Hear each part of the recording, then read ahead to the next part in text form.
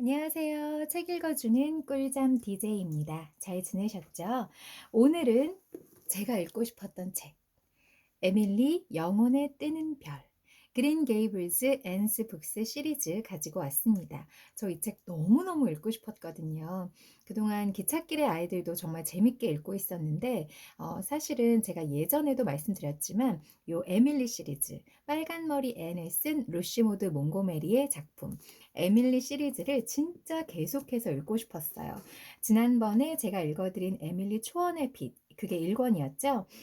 그거에 이어서 2권 에밀리 영혼에 뜨는 별 정말 읽고 싶었는데 앞선 영상에서도 제가 말씀을 드렸지만 도서관에 가면 항상 사람이 너무 많이 붐비고 그리고 그 한정된 공간 안에 그러니까 밀집된 공간 안에 너무 많은 사람이 이렇게 앉아 있고 또 서고 사이사이에 이렇게 왔다 갔다 하다 보니까 조금 불편한 마음이 있더라고요. 그래서 제가 계속 가지 못하고 있다가 어제 이른 시간에 제가 빨리 후다닥 다녀왔습니다. 그래서 드디어 제가 읽고 싶었던 이 에밀리 영혼에 뜨는 별 빌려가지고 왔어요. 기찻길의 아이들도 물론 제가 다시 읽어드리긴 할 텐데 오늘은 제가 읽고 싶었던 책 그리고 여러분도 같이 즐겨주셨으면 하고 바라는 책 에밀리 영혼에 뜨는 별 이어서 읽어드리도록 할게요. 시를 쓰는 소녀. 에밀리가 카펜터 선생님을 좋아할지 좋아하지 않을지 결정하는 데는 여러 주일이 걸렸다. 개학식 날 선생님이 더부룩한 잿빛 눈썹을 깜짝 놀랄 정도로 치켜 올리며 그릇 깨지는 목소리로 에밀리에게 건넨 첫 인사는 이랬다. 시를 쓴다는 소녀가 바로 너구나. 바느질이나 청소를 열심히 하는 게 나을 거다. 이 세상에는 시를 쓰려다 실패하는 바보들이 수두룩하거든. 나도 한번 써보려고 한 적이 있었지만 지금은 정신을 차렸지. 에밀리는 그래도 카펜터 선생님이 싫지 않았다. 카펜터 선생님은 학교의 여러 가지 관습을 짧은 기간 동안 철저하게 뒤집었기 때문이다. 뭐든지 뒤집는 것을 좋아하고 정해진 관습을 싫어하는 일전은 처음부터 그를 좋아한 단 한 명의 학생이었다. 그 중에는 로더 스튜어트처럼 그를 도저히 좋아할 수 없는 아이도 있었다. 그렇지만 대부분의 아이들은 무슨 일에나 자유분방한 것에 익숙해지자 선생님을 좋아하게 되었다. 이전에 에밀리 시리즈 1번, 1탄, 1권 읽고 오신 분들은 아시겠지만 1전은 에밀리의 베스트 프렌드 그런데 의사인 아빠랑 같이 살고 있고 엄마는 없고 그리고 학교를 다니지 않았던 친구고요. 그리고 영리하고 똑똑하긴 하지만 자유분방하고 규칙이나 질서를 지키지 않는 그런 친구였죠. 그리고 로더 스튜어트는 얼굴도 예쁘고 착해 보이지만 굉장히 아주 약삭빠른 나쁜 꾀를 써서 에밀리를 곤경에 빠뜨리고 에밀리를 배신한 적이 있는 그런 친구입니다. 다 기억나시죠? 에밀리도 마침내 그를 굉장히 좋아하기로 마음먹었다. 카펜터 선생님은 40살에서 50살 사이로 보였다. 키가 크고 부수수한 잿빛 머리카락은 곤두서 있고 더부룩한 구렛나루와 눈썹, 빽빽해 보이는 턱수염을 기르고 있었다. 그의 밝은 파란색 눈에서는 아직 다하지 않은 생명력이 엿보였다. 얼굴은 윤곽이 뚜렷하고 갸름했으며 피부는 잿빛에 가까웠다. 그는 굉장히 내성적인 아내와 함께 학교 아래에 있는 방 2칸짜리 작은 집에서 살았다.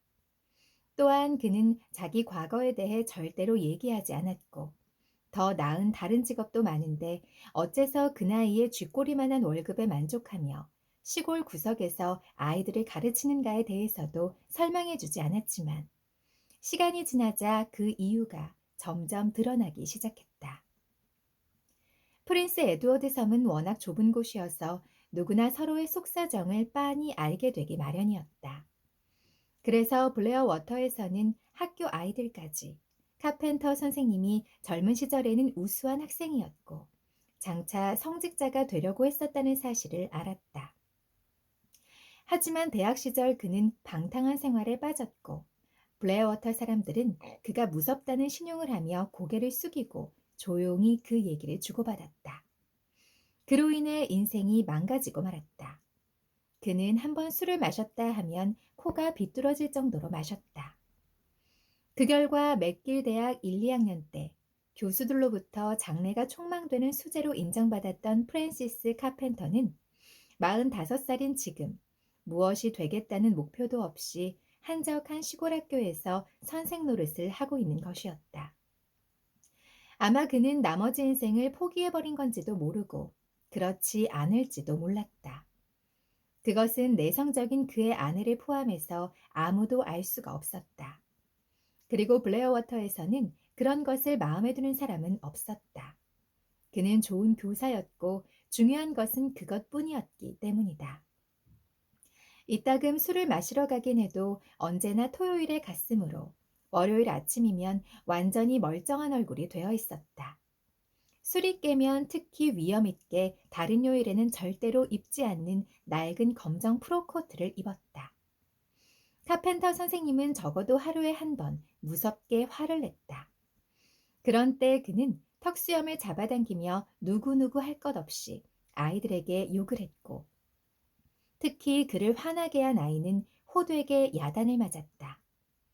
하지만 그의 분노는 오래가지 않았다. 몇 분 뒤면 마치 폭풍우 뒤 구름 사이로 얼굴을 내미는 태양처럼 자기가 혼내준 아이에게 다정하게 웃어주는 것이었다. 그에게 꾸중을 들었다고 해서 앙심을 품는 아이도 없었다. 그는 브라운웰 선생님처럼 신랄하게 말하지 않았다. 브라운웰 선생님의 신랄한 말은 몇 주일씩 가슴속에 앙금처럼 남아있었지만 그의 심한 호통은 잘하는 아이 못하는 아이 구별 없이 쏟아졌고 아무런 앙금도 없이 사라지는 것이었다. 선생님은 자기에게 던진 농담도 흔쾌히 받아들일 줄 알았다. 내 말 들리니? 내 말 들려? 어느 날 카펜터 선생님이 페리 밀러에게 이렇게 소리쳤다. 물론 들리고 말고요. 선생님 목소리는 샬럿타운 사람들한테도 다 들릴걸요? 페리는 침착하게 대답했다. 카펜터 선생님은 처음에는 눈을 동그랗게 떴지만 곧 껄껄 웃음을 터뜨렸다. 밝은 웃음이었다. 그가 가르치는 방법은 브라운웰 선생님과는 전혀 달랐기 때문에 블레어 워터 학생들은 처음에는 흡사 물구나무 서기를 하는 기분이었다. 브라운웰 선생님은 순서를 몹시 따졌지만 카펜터 선생님은 순서 같은 건 전혀 상관하지 않았다. 하지만 그는 아이들을 늘 바쁘게 만들었기 때문에 아이들은 장난칠 새가 없었다. 그는 한 달 내내 역사만 가르쳤다. 그것도 아이들에게 여러 인물들의 역할을 맡겨 역사 속의 사건을 연극처럼 생생하게 상연하게 했다. 그는 한 번도 연대표를 외우라고 강요하지는 않았지만 아이들 머릿속에는 자연스럽게 역사적인 중요 연대가 새겨지고 있었다. 그 다음 달에는 역사를 완전히 접어두고 대신 지리 공부가 시작되었다. 학교 건물과 마당이 여러 나라의 지도가 되어 아이들은 그곳에 사는 동물로 분장하거나 강을 건너 이 마을 저 마을로 돌아다니며 여러 가지 물건을 사고 팔기도 했다. 짐승 가죽을 파는 로더 스튜어트에게 속고 난 뒤에 그 물건이 아르헨티나 공화국에서 수입된 것임을 알게 되고 낙타 대상과 함께 아라비아 사막을 횡단하던 페리 밀러가 오아시스를 찾지 못해 무더운 여름에 온종일 물 한 모금 마시지 못하다가 갑자기 물을 많이 마시고 심한 경련을 일으켜 밤새 로라이모의 간호를 받는 일이 생기면 아이들은 그 사막이 있는 장소를 절대로 잊을 수 없게 된다. 학교의 이러한 교육 방식에 학부모 위원들은 매우 분개했으며 아이들이 너무 놀기만 하고 아무것도 배우는 것이 없지 않은가 하고 걱정했다. 라틴어와 프랑스어를 배우고 싶으면 연습 문제를 풀고 있을 게 아니라 말을 해야 했다. 그래서 카펜터 선생님은 매주 금요일 오후에는 다른 과목은 그만두고 아이들에게 시를 낭송하고 이야기를 하게 하거나 셰익스피어와 성서를 낭독하게 했다. 이날은 일저가 가장 좋아하는 날이었다. 카펜터 선생님은 마치 뼈다귀에 달려드는 굶주린 개처럼 일저의 재능에 달려들어 혹독하게 그녀를 단련시켰다. 선생님과 일저는 끊임없이 싸웠다. 일저는 발을 동동 구르며 선생님에 대한 험담을 늘어놓았지만 다른 아이들은 왜 일저가 그런 말을 해도 벌을 받지 않으며 결국 일저가 선생님의 생각에 굴복하고 마는지 알 수가 없었다. 일저는 꼬박꼬박 학교에 잘 다녔다. 전에 없던 일이었다. 만약 정당한 이유도 없이 하루라도 결석하면 선생님은 금요일에 연습 문제를 주지 않겠다고 으름장을 놓았다. 그것은 일저에게는 죽음과도 같은 일이었으므로 일저는 가능한 결석을 하지 않으려고 노력했다. 와, 선생님 좀 자기 멋대로인 경향도 없지 않고 화를 또 잘 내시는 좀 욱하는 성질이 있는 분이긴 하지만 정말 아이들에게 산 교육을 정말 직접 몸으로 체험하고 자기 것으로 만드는 체화시키는 정말 산 교육을 하시는 분이다라는 생각이 듭니다. 사실 책으로만 배우는 것보다 당연히 그 장소가 어디인지 직접 그것을 가 보고 만져 보고 그리고 정말 이 학교 안에서 뭐 운동장이나 교실 여기가 뭐 미국이다, 여기가 프랑스다 뭐 이렇게 하면서 직접 지리를 내 눈으로 보면서 뭔가 그 장소나 여기 옆이 이거구나 이런 거를 눈으로 좀 실감을 하면서 지리를 배우게 되면 그리고 역사도 내가 어떤 역할을 맡아서 그 역할이 되어서 그 시대상을 내가 직접 경험하면서 그렇게 하면 훨씬 더 기억도 잘 되고 또 그 상황이나 역사적인 사건이 더 잘 이해가 될 거란 말이죠. 그쵸? 정말 좋은 분인데요. 근데 또 학부모 위원들은 이것을 분개했다고 합니다. 되게 앞서가시는 선생님이셨는데 너무 시대를 앞서가셔서 그랬던 것 같아요. 그리고 일저가 자유분방하고 그리고 앉아서 책으로 공부하는 것보다는 좀 살아 움직이는 직접 체득하고 경험하는 걸 좋아하는 아이다 보니까 이 선생님이랑은 너무나 잘 맞아서 그렇게 학교를 싫어했던 아이가 열심히 학교를 나오게 됐던 것 같습니다. 일저한테는 참 좋은 일이죠. 그쵸? 어느 날 카펜터 선생님은 테디의 석판을 들여다보고 있었다. 거기에는 선생님의 스케치가 그려져 있었는데 흑사병이라는 제목이 붙어 있었다. 그날은 반가량의 학생들이 패스트에 걸려 죽음을 맞거나 살아남아 공포에 떠는 학생들에 의해 들것에 실려 공동묘지로 운반되는 연극을 했던 것이다. 테디는 꾸지람을 들을 것으로 예상하고 있었다. 그 전날 게런 마셸도 석판에 소 그림을 그리다가 들켜서 호되게 꾸지람을 들었기 때문이다. 그렇지만 이번에는 예상을 뒤엎고 카펜터 선생님은 그저 더부룩한 눈썹을 꿈틀거리면서 진지한 표정으로 테디의 석판을 들여다본 뒤 그것을 책상 위에 놓고 이렇게 말했다. 난 그림에 대해서 아는 것이 없어서 너에게 힘이 되어 줄 수는 없어. 하지만 넌 앞으로 오후에 수학 문제 푸는 것을 그만두고 그림을 그리도록 해라. 이 말을 듣고 게런 마셸은 집에 돌아가서 늙어빠진 카펜터를 불공평하며 테디 켄트를 편애한다고 자기 아버지한테 고자질했다. 카펜터 선생님은 그날 저녁 텐시 패치로 가서 테디네 헛간 작업실에서 테디가 그린 그림들을 보았다. 그런 다음 집 안으로 들어가 켄트 부인과 얘기를 나누었다. 그가 뭐라고 했고 켄트 부인이 뭐라고 말했는지 그것은 아무도 모른다.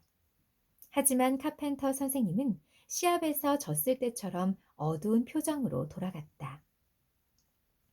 그 뒤 선생님은 테디의 일반 학과 공부를 열심히 돌보아 주었을 뿐만 아니라 어디선가 초보자용 그림 교과서를 구해와 테디에게 주면서 집에는 가지고 가지 말라고 했다. 그렇게 말하지 않아도 테디는 그 책을 집으로 가져가지 않았을 것이다. 만약 그랬다가는 그의 고양이가 사라진 것과 마찬가지로 어느새 감쪽같이 사라져 버릴 것임을 잘 알고 있었으니까. 테디 지금 제가 읽다 보니까 기억이 났는데 테디 켄트 아시죠? 그 엄마가 너무나 너무나 사랑하는 거의 이 아이가 엄마의 남편이자 뭐 신이자 종교인 그런 아이고 그리고 테디 엄마가 좀 얼굴이 어둡죠. 그리고 얼굴에 화상 자국이 있었고 그리고 테디가 고양이를 너무 좋아하니까 "내 아들이 나보다 고양이를 더 좋아한다." 그러면서 고양이를 버려버리는 정말 좀 이상한 엄마 밑에서 자라고 있는 이 에밀리의 친구입니다. 이 테디 켄트라는 아이가. 그리고 읽다 보니까 기억이 났는데 그 1 권에서 이 테디가 그림을 굉장히 잘 그려서 에밀리와 일저의 얼굴도 초상화도 많이 그렸고 에밀리에게 "일저 굉장히 아름답지 않니? 그림을 보다 보니까 일저가 되게 예쁜 것 같아."라고 말해서 에밀리가 또 테디에게 엄청 질투를 했었죠. 사실 1 권을 읽은 지가 좀 오래돼서 저도 기억이 가물가물했는데 읽으니까 이게 맞춰지네요. 테디는 에밀리의 충고에 따라 어머니에게 레오가 무슨 일을 당하게 된다면 어머니를 사랑하지 않을 거라고 말했다. 그 덕택에 레오는 무럭무럭 자라서 제법 개다워져 있었다. 하지만 테디는 마음씨가 착하고 어머니를 무척 사랑했기 때문에 두 번 다시 그런 식으로 어머니를 위협하고 싶지는 않았다. 카펜터 선생님이 다녀간 그날 밤, 어머니가 밤새도록 눈물로 지새고 이튿날은 자신의 작은 침실에서 무릎을 꿇고 기도만 하고 있었을 뿐 아니라 일주일 동안 괴롭고 지친 듯한 눈길로 자기를 바라보고 있었던 것을 테디는 잘 알고 있었다. 테디는 어머니가 다른 아이들의 어머니와 같기를 바랬다. 하지만 이미 두 사람은 서로를 몹시 사랑했고 텐시 패치의 작은 회색집에서 함께 행복하게 살고 있었다. 켄트 부인이 질투심을 일으켜 이상해지는 것은 아들과의 사이에 남이 끼어들 때였다. 나하고 단둘이 있을 때 어머닌 항상 다정하셔. 테디는 에밀리에게 그렇게 말한 적이 있었다. 카펜터 선생님은 남자아이들 가운데 유독 페리 밀러의 말투에 대해 신경을 많이 썼고 일저의 경우와 마찬가지로 엄격하게 대했다. 페리는 선생님을 기쁘게 해드리기 위해 열심히 공부했고 헛간이나 밭에서도 점잖은 말투를 연습했다. 그는 밤이 되면 부엌의 다락에서도 연습했다. 그래서 엘리자베스 이모는 마침내 그것을 중지시키고 말았다. 에밀리는 왜 카펜터 선생님이 억양 없는 목소리로 책 읽듯 말하는 레디 그레이에게는 너그럽게 웃으면서 잘했다고 하는 반면 페리에게는 어떤 단어를 강조하지 않았다거나 동작이 약간 늦었다는 이유로 호통을 치며 전응하라느니 얼뜨기라며 욕을 하는지 알 수가 없었다. 또 에밀리의 장문을 온통 빨간색으로 고쳐놓고 분리부정사와 형용사가 너무 많다고 평하고 통로를 왔다 갔다 하면서 너는 적당한 곳에서 글을 절제할 줄 모르는구나 하고 야단치면서도 로더 스튜어트와 낸 리에게는 장문이 무척 아름답다며 아무런 표시도 하지 않고 돌려주는 것도 이해할 수 없었다. 하지만 그럼에도 불구하고 에밀리는 시간이 지날수록 점점 더 선생님이 좋아졌다. 이윽고 가을도 지나 겨울이 오자 나무는 옷을 벗은 미끈한 가지를 드러냈고 한낮에는 잿빛 하늘에 금빛 균열이 보였으며 밤이면 뉴문 주위의 언덕과 골짜기 위에 별이 더욱더 차가운 빛을 발하며 반짝였다. 에밀리는 겨울 동안 키가 많이 자라서 로라 이모가 옷단을 내려주지 않으면 안 되었다. 루스 이모가 찾아와서 일주일 동안 머물다 갔는데 그때 이모가 말했다. 너는 몸의 골격에 비해 키가 많이 컸구나. 폐병에 걸린 아이는 그렇게 보이는 법이지. 전 폐병에 걸리지 않았어요, 루스 이모. 스타 집안 사람들은 모두 키가 커요. 에밀리는 이제 곧 13살이 되는 아이로는 보기 드물게 심술궂은 얼굴로 그렇게 말했다. 루스 이모는 자기가 키가 작고 뚱뚱하다는 것을 언제나 의식하고 있었기 때문에 코웃음을 쳤다. 스타 집안 사람들을 닮은 것이 그것뿐이라면 정말 다행이지. 학교는 어떠니? 아주 좋아요. 전 반에서 가장 똑똑한 학생이에요. 에밀리가 침착하게 대답했다. 넌 자만심이 강한 아이로구나. 그렇지 않아요. 카펜터 선생님이 그렇게 말씀하셨어요. 선생님은 빈말을 하는 분이 아니에요. 게다가 제가 생각해도 역시 그렇게밖에 생각할 수 없는걸요? 화가 난 에밀리가 경멸의 빛을 띠고 말했다. 넌 얼굴이 그리 예쁘지 않으니까 머리라도 좋아야지. 너는 혈색이 너무 없어. 그리고 하얀 얼굴과 그 잉크처럼 새까만 머리카락은 너무나 대조적이야. 넌 틀림없이 평범한 여자가 될 거다. 이모는 어른들한테는 그런 식으로 말씀하시지 않겠지요?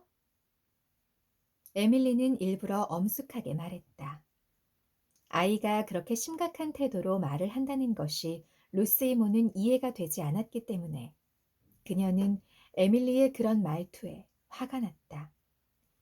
다른 사람들과 마찬가지로 저에게도 정중하게 대한다고 이모 기분이 나빠질 거라고는 생각하지 않아요. 난 너의 나쁜 점을 가르쳐주고 있는 거다. 네가 그것을 고치도록 말이야. 루스 이모가 쌀쌀맞게 말했다. 제 얼굴이 창백하고 머리카락이 검은 게 제 잘못인가요? 그런 건 저로서도 어쩔 수가 없어요. 네가 만약 좀 더 다른 아이였더라면 나도 전 다른 아이가 되고 싶지 않아요. 에밀리가 잘라 말했다. 에밀리는 루스 이모 앞에서만은 스타 집안의 깃발을 내리기가 싫었다. 아무리 평범하다 해도 전 저 아닌 다른 사람이 되고 싶은 마음은 없어요. 그리고 그녀는 뒤돌아서 방을 나가면서 강한 어조로 덧붙였다.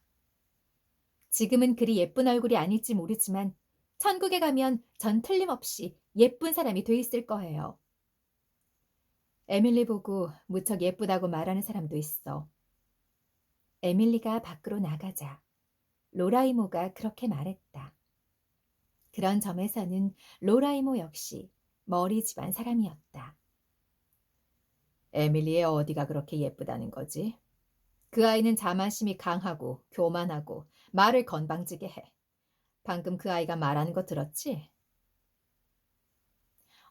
이거는 엘리자베스 이모네요. 다시 읽겠습니다. 엘리자베스 이모 아시죠? 에밀리를 제비뽑기해서 데리고 가서 기르게 됐던 이모. 엄마의 언니인데, 그러니까 에밀리 엄마의 언니인데 굉장히 차갑고 아이를 뭐 사랑으로 대한다, 내가 이 아이를 맡아서 잘 길러야겠다, 뭐 이런 마음이 아니라 그냥 먹여주고 재워주고 입혀줄게. 그런데 가끔 에밀리의 어떤 모습에서 자기 같은 느낌, 뭔가 굉장히 경건하고 그리고 규칙을 중시한다고 해야 될까?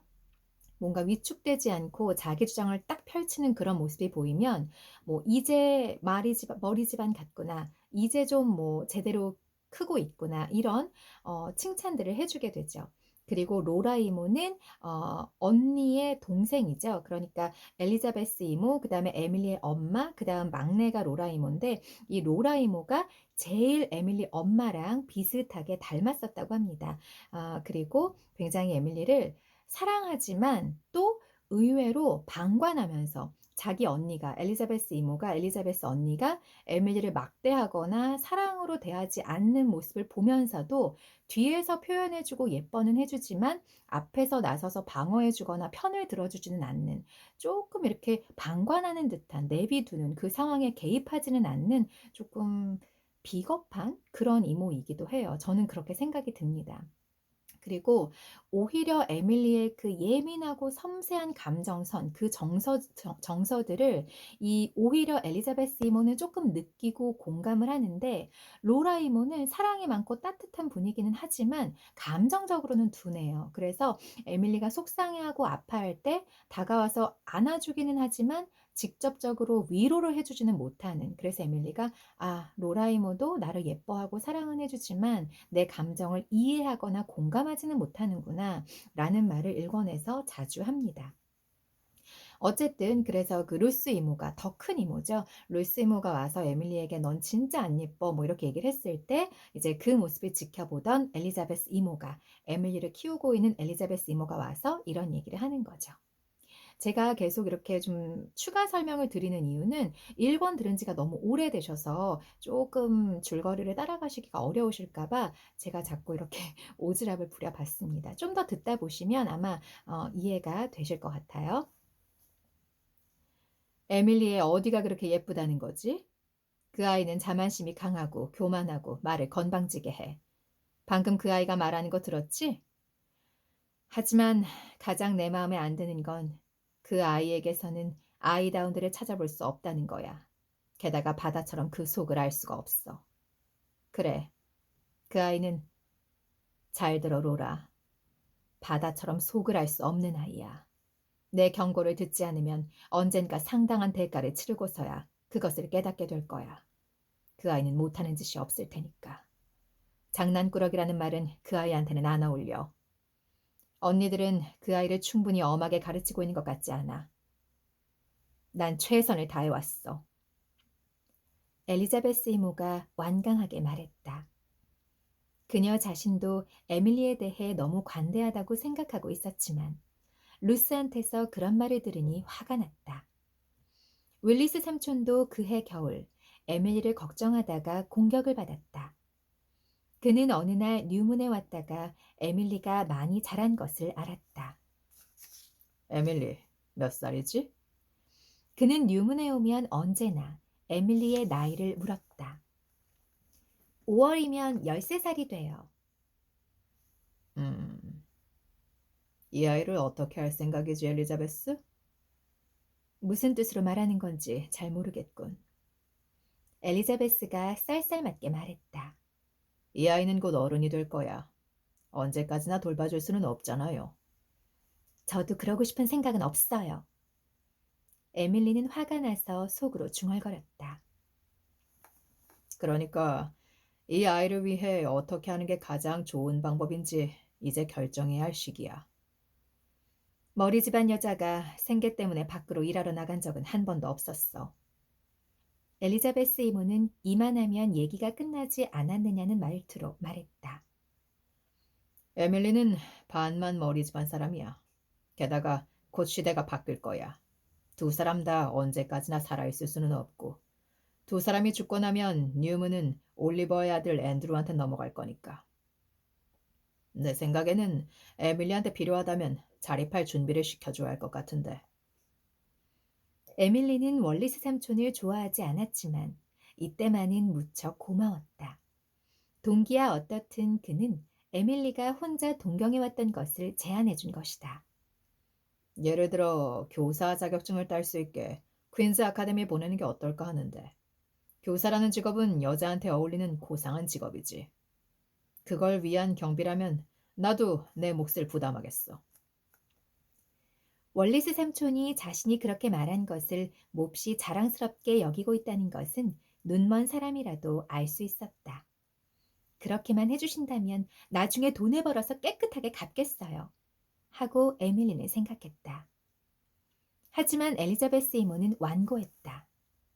난 여자아이를 세상에 내보내는데 찬성할 수 없어. 에밀리는 퀸즈 아카데미에 보내지 않을 거야.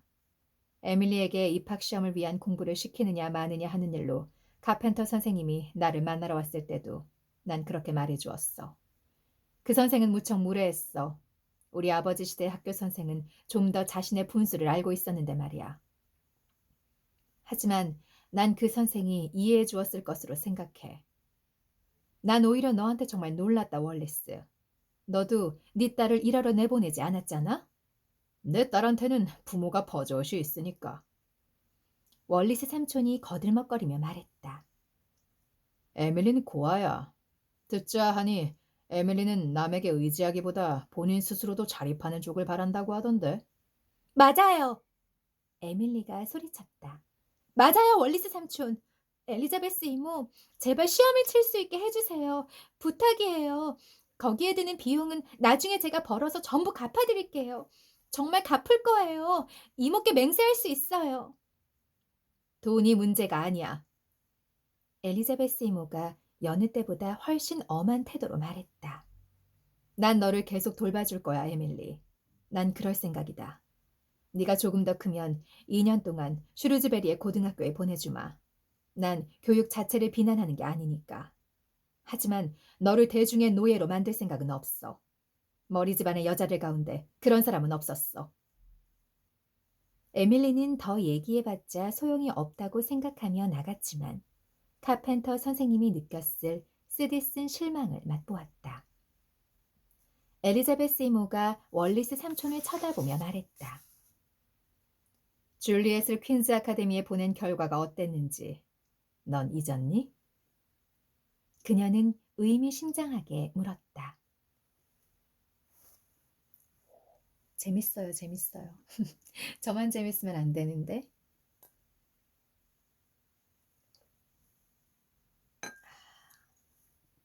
커피가 좀 많이 식긴 했는데 그래도 맛있습니다.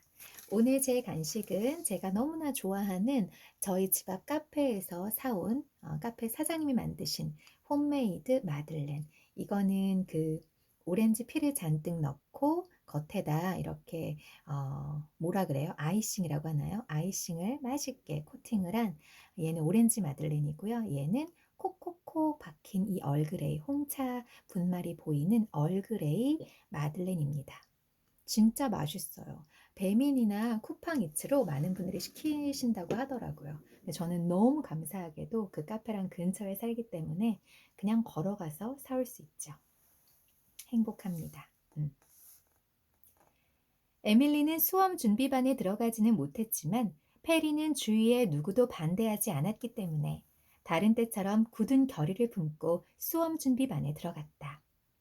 뉴문에서 페리의 입지는 조금씩 변해가고 있었다. 엘리자베스 이모는 더 이상 그를 멸시하듯 고용인 소년이라고 부르지 않게 되었다. 페리는 여전히 고용인임에는 틀림이 없었지만 언제까지나 고용인으로 있지는 않으리라는 것을 인정하게 된 것이다.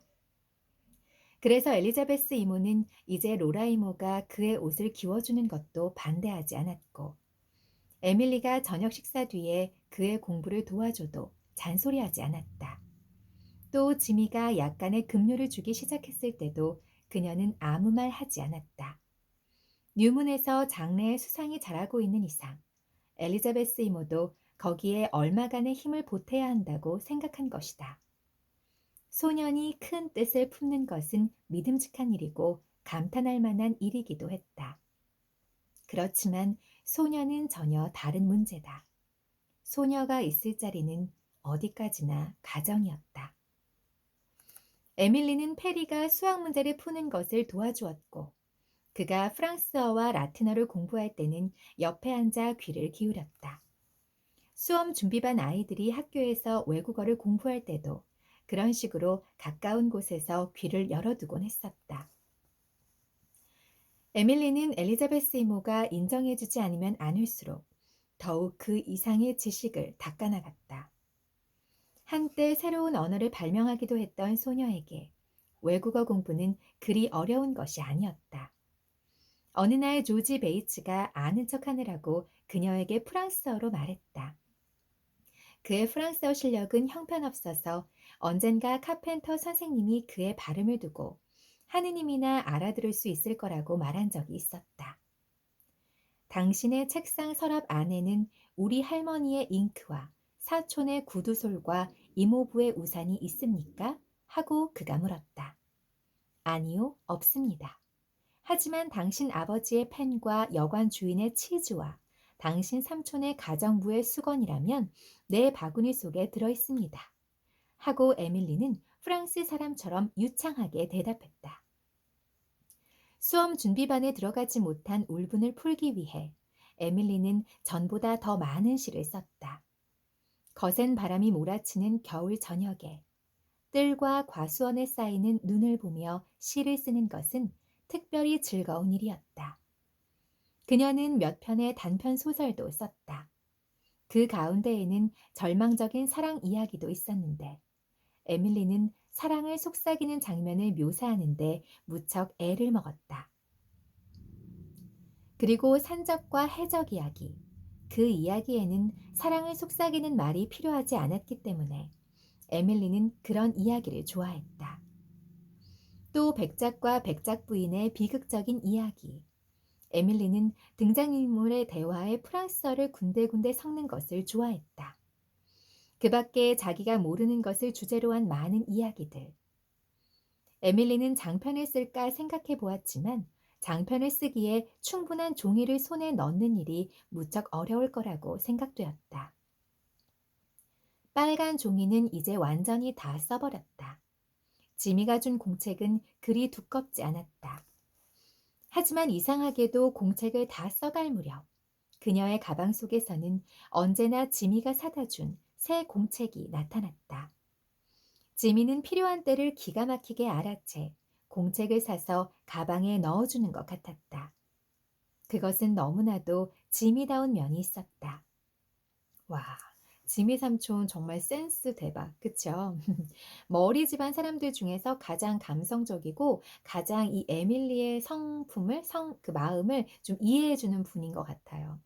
그 지미 삼촌 자체도 어른이 되었지만 그 결혼하지 않고 아이를 갖지 않고 농장 일을 하면서 동물을 돌보면서 시를 쓰면서 그렇게 사시는 분이잖아요. 그래서 아마 글을 쓰고 싶어 하는 그런 에밀리의 감성을 잘 이해하고 이모들은 주지 않지만 계속해서 글을 쓸 수 있는 종이를 공급해 주고 계신 것 같습니다.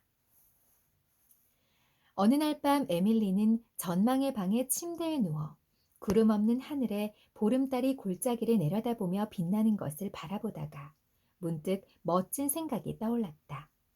샬럿타운의 엔터프라이즈라는 잡지에 그녀가 최근에 쓴 시를 보내보자는 생각이었다. 엔터프라이즈지에는 시인란이 있었는데 참신한 시가 종종 실려 있었다. 에밀리는 내심 자기가 쓴 시를 걸작이라고 생각하고 있었다. 에밀리는 그 멋진 생각 때문에 흥분해서 그날 밤은 거의 잠을 이루지 못했고 자고 싶지도 않았다. 어둠 속에서 가슴을 두근거리며 그것을 상상하는 것은 정말 멋진 일이었다. 에밀리는 이 버드스타라고 서명한 자기 시가 활자화되는 광경을 떠올렸다. 로라이모의 눈은 자랑으로 빛나고 카펜터 선생님은 모르는 사람들에게 그 시를 가리키며 내가 가르치는 학생의 작품이요 하고 말한다. 학교 친구들은 그녀를 부러워하기도 하고 숭배하기도 한다. 에밀리는 적어도 한쪽 발을 명성의 계단 위에 올려놓고 있었다. 알프스의 한 봉우리가 정복돼 새로운 장관이 눈앞에 펼쳐지는 것 같았다. 아, 너무 재밌네요. 저도 지금 빌려오고 나서 처음으로 읽는 거예요. 되게 읽고 싶었고 두근두근했는데 오디오북 녹음하면서 처음으로 감동하면서 그 첫 느낌 그대로 읽고 싶어서 지금 처음으로 읽어봤습니다. 재밌게 들어주셔서 감사하고요. 다음 시간에 또 올게요. 감사합니다.